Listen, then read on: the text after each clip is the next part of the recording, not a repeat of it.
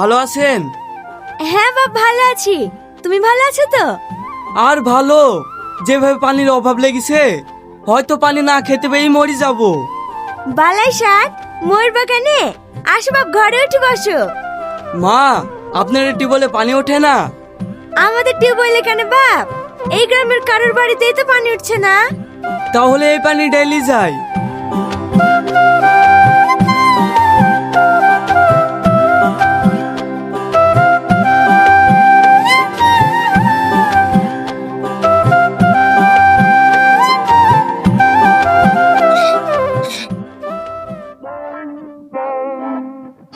ওরে বাবা, পানি ভারী কটুর রে। কি ব্যাপার, এইখানে পানি সব সামালি আছে, পানি বেলচিটা কোথায় গেল? তোমার জয় বেড়াতে এসেছে, বালতিরালি পায়খানায় গেছে। ও ও করে দেখি রে, নিজে বাড়িতে পানি জমা তুই আমার বাড়িতে পায়খানা ফিরতে এসছে, তুই মানা করতে পারিস নি? ওগো, তুমি এসব কি বলছো? জামাই পায়খানা ফিরতে যাবে, তাকে পানি নিতে বারণ করা যায়? ও, তোমার খুব মান সম্মানে বেঁধেছে না? ঠিক আছে, আমি দেখছি।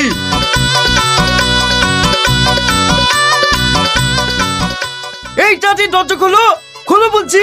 কি হলো, কত বুঝো না দে, মরে গেছো নাকি? আব্বা, এখনো আমার হয়নি। আরে আমি পায়খানা পেয়ার লেগে বলছি নি, তাড়াতাড়ি দরজা খোলো। কি হইলো আব্বা? অনেক কিছু হয়ে গেছে, এই বেঁচে পানি লাগানোর হুকুম কেটেছে। পায়খানায় আসলে পানি লাগবে না, মানুষ পানি বেগুনে মরে যাচ্ছে, আর পায়খানা পেয়ার লেগে পানি নিয়ে চলে এসছো, যত সব। আব্বা, পানি নিয়ে চলে যাচ্ছেন যে, পায়খানা পানি খরচ করবো কি করি? কেন, শহরের লোক কাগজ ব্যবহার করেন না, তুমিও কাগজ ব্যবহার করো। রে, বিরাট বেকারে পড়ি কেন যে, এখন কাগজ কোথায় পাবো?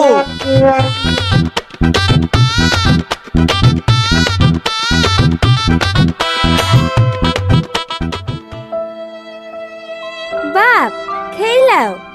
আমি খাবো না, এক বেলচি পানি লেগে ঠিক মতো পায়খানা ফিরতে দেয়নি। দেখো বাপ, পানির তো খুব আকাল, ওর লেগে মনে হয় তোমার শ্বশুর তোমার কাছ থেকে পানিটা কেড়ে নিয়ে এসছে। তুমি ওর কথা কিছু মনে করো না, খেলাও। ঠিক আছে, শুধু পায়খানা ফেরার লেগে অপমান করছে তার লেগে ছেড়ে দিনু। যদি গা ধোয়ার লেগে অপমান করতুক না, তাহলে এই বাড়িতে জীবনে বাদ দিতুক না। চলেন খেত দেন গা।